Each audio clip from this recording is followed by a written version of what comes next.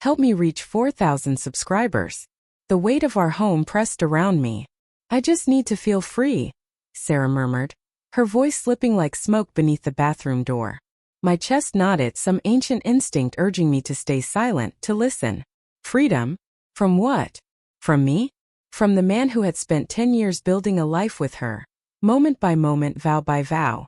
I lay there with burning eyes, pretending to sleep while her words hollowed me out from the inside.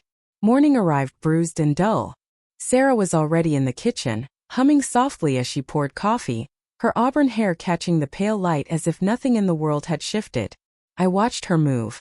Familiar, graceful yet distant, like a song I once knew but could no longer fully remember. "Good morning, love," she said, wearing a smile that looked warm but never touched her eyes. I nodded, my throat too tight to form a reply. The echo of her midnight confession clung to me like damp fabric. Freedom. The word pulsed through my mind, a splinter buried too deep to pull out. Over breakfast, I noticed how she held her phone, cradling it gently, her thumb brushing across the screen the way someone might touch a lover's skin. She'd been texting constantly these days, laughing at odd moments, locking the screen whenever I looked over, insisting it was just Lisa in a tone meant to sound casual, though her fingers stiffened every time she said it. Lisa, her longtime best friend, the one who always said marriage was just a luxurious cage. I had brushed off Lisa's bitterness for years, blaming it on her endless string of breakups. But now Sarah's secrecy tugged like a loose thread, pulling apart the life we stitched together. Days blurred together, each one heavier than the last. Sometimes I'd catch Sarah staring out the window, that faraway look etched across her face, like she was trapped in a life she never truly chose. I wanted to ask her what was wrong, to demand the truth, but fear kept my mouth shut. What if I was imagining it? What if I was twisting boredom into betrayal? So I held on to our routines, quiet dinners, her hand brushing mine in the sink, the way she still nestled into my arms at night. But under it all, the whispers of doubt slithered through my thoughts like a serpent in the dark. Then I saw it. Late one night, while Sarah slept beside me, her phone buzzed on the nightstand. The screen lit up with a message. Mark. My stomach dropped. Mark, her coworker. The one she'd mentioned offhandedly, always with a breezy laugh. I knew I shouldn't look, but my hands moved before my conscience could stop them. What I read felt like a fist to the gut. Playful messages, charged, intimate. Last night was incredible, he wrote. Can't get you off my mind, she answered, punctuating it with a winking emoji that sliced straight through me. I kept scrolling, each line another wound, until I reached a message from Lisa. You deserve this, babe. Don't let guilt keep you from living.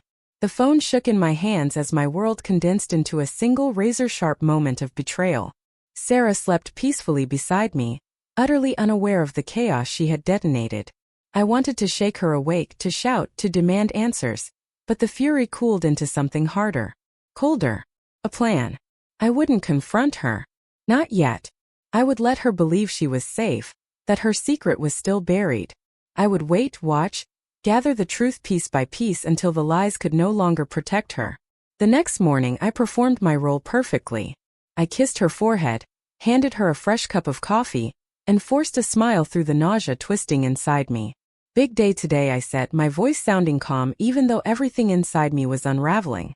She nodded, barely looking up, her fingers already tapping rapidly across her phone. Just meetings, she replied, but her eyes flickered, something I'd never noticed before. I locked that detail in my mind, storing every glance, every hesitation, every softened lie. I wasn't just her husband anymore. I'd become an investigator in my own home, trying to solve a mystery I never wanted to face. I started with small steps. I checked her phone while she showered, her laptop when she headed to the office. The evidence built up like dust. Late-night messages, scrubbed emails, a hotel bill slipped into her purse. Each find sliced deeper. But I didn't recoil. I couldn't. I needed to know why she'd thrown our life away. Why Lisa's voice meant more to her than the vows we made. Then I found the message Lisa had sent weeks earlier. You're too young to be tied down, Sarah. Mark understands you. He sees who you really are, not the wife you pretend to be. The words scorched, but they also cleared the fog. This wasn't only Sarah's betrayal. It was a setup, poison whispered by someone I'd once trusted. In silence I made my plan, my anger solidifying into purpose. I didn't want a shouting match, a trembling confession, or empty promises. I wanted her to face the consequences, to watch the life she'd gambled with fall apart around her. I reached out to Mark's wife, a quiet woman I'd met at a company picnic. Her voice quivered as I spoke, but she believed me. My evidence matched the doubts she'd been carrying. Together we prepared a reckoning. I invited Lisa to dinner, certain she'd show up, proud of her part in liberating Sarah. I reserved a private room at Sarah's favorite restaurant, the place where we celebrated anniversaries, where I'd asked her to marry me. When the night came crisp and bright, the city lights shimmered like shattered glass. Sarah thought it was a simple date, a chance to reconnect. She wore the dress I loved, her smile almost convincing. Lisa arrived first, her confidence fading when she saw Mark's wife, Emily, already seated. Sarah froze, her grip tightening around her glass. I rose, my voice steady but immovable. "I know everything," I said, meeting Sarah's eyes. "About Mark, about Lisa's guidance, about every lie." I presented the proof. Texts, emails, receipts, each one a blow. Sarah's expression collapsed, her explanations dying before they formed. Lisa tried to interject, but Emily's voice cut through, sharp and pained, detailing Mark's betrayal.